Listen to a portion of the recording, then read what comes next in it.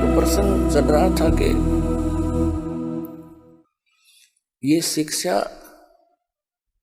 अब शिक्षा प्राप्त करके हम बेईमान और हो गए, चतुरता आ गई हमारे अंदर, एक शिष्टाचार खत्म हो गया। तो कहने का भाव ये है कि जो हम इस क्रिया को करते आ रहे हैं, हम उसी को फाइनल मान लिया था, हमें कोई यादें नहीं आवे थी कि और भी काम है इस मनुष्य जीवन का। परमात्मा आए, कहते सतगुरु आए दया करी, ऐसे दीन दयाले, बंदी छोड़ वृद्धतास का जठरग्नि प्रतिपाले। कहते हैं सतगुरु आए दया करी, ऐसे दीन दयाल। आत्मा को जब ये ज्ञान होता है ना, फिर यह तड़प उठती है, बता कि क्या काम हम कर रहे थे, करना क्या चाहिए था हमने। उसके लिए परमात्मा ने से फिर कैसी पुकार करती है, सतगुरु ने आण जगाई सखी, बरम भूल में सोऊं थी, साहेब ने आण जगाई है सखी, बरम भूल में सोऊं थी। जब ये आत्मा जागती है, फिर इसकी एकदम ये सतर्क होती है और विवेक करती है, क्या क्या काम कर रहे थे, क्या इतना ही काम था मनुष्य जीवन का। तो पुण्यात्माओं, इस गोल्डन चांस को अब चूक मत जाना। दास बार बार आपको सतर्क कर रहा है, ये दाव लगा आपका। कहते हैं आगे गए न बावड़े, रहते भी सब जा, और बिन साहिब की बंदगी कहीं ठोड़ ठिकाना ना। जैसे मोती ओस का ऐसी तेरी आव, और गरीबदास कहते हैं महाराज जी, गरीबदास कर बंदगी भाई बोर नहीं ऐसा दाव। ये दाव है आपका, एक मौका लग गया है असंख्य जन्मों के उपरांत। और पुण्यात्मा समझदार व्यक्ति, परमात्मा ने पहले शिक्षा दी है, इसे कुछ चतुरता ही है, इस चतुरता का ही दुरुपयोग ना करके सदुपयोग करें। आज इतने इंटेलिजेंट है मानो,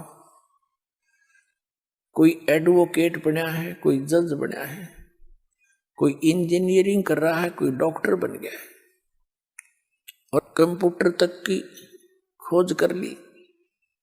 तो परमात्मा ने आपको यो माइंड दिया है, और हमारा उद्देश्य क्या है, इस पर भी थोड़ा सा ध्यान दो। आज आपने बालक पढ़ा दिया, बेटा या बेटी, अच्छी पोस्ट मिल गई। एक बता रहा था मेरा लड़का एसडीएम सिलेक्ट हो गया, ब्याह की तैयारी कर रखी। बता रहा था मेरा रिश्तेदार का, वो भी अच्छा पोस्ट, अच्छी पोस्ट थी उसकी, उसका पुत्र एसडीएम सिलेक्ट हो गया, ब्याह की तैयारी थी। और वो अपने मित्रों को इनवाइट करने के लिए जा रहा था, दुर्घटना होगी। नई कार खरीद रखी थी, दुर्घटना में वह कार भी गई, इकलौता पुत्र भी गया। अपन आत्माओं, आप बहुत गहराई से सोचो, तो 10 बार अपार बार आपको ये आपके ऊपर से जो मैल हटा रहा है, आपकी बुद्धि इतनी दब चुकी है, इसको इतना ज्ञान देकर मुश्किल से उबारा जाता है। और इस ज्ञान को आधार बनाकर कदम रखो इस भक्ति के मार्ग में, तब आप सफल हो पाओगे। प्रसंग चल रहा था कि ओसा प्यास न भाग ही, जब तक दसे नहीं आब।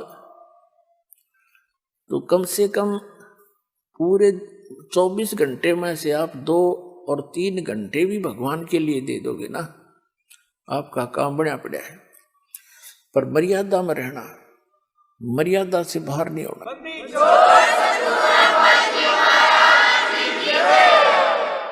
अब देखो पुण्यात्मा, ये दूसरे संत भी परमात्मा की वाणी को पढ़कर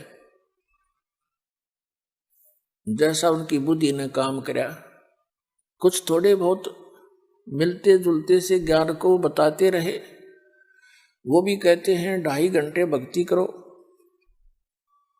जैसे 24 घंटे हैं वर्ष एक दिन रात में, तो 10% समय भी मालिक में ला दें तो 2.5 घंटे बन गए, यानी 2 घंटे 40 मिनट ला लो। तो कहने का भाव ये है कि इतना समय आप इस सत्य भक्ति पर दोगे तो उसका फल मिलेगा, और इतना ही समय आप अन्य संतों के कहने से उनके द्वारा बताए गए मार्ग में लगाते तो वो व्यर्थ था, वो व्यर्थ था। तो अब समय भी आपका लगे और उसका सदुपयोग भी हो, सतभक्ति करेंगे तो इतने में आपका मोक्ष हो जाएगा। मर्यादा इसमें बहुत जरूरी बताई है।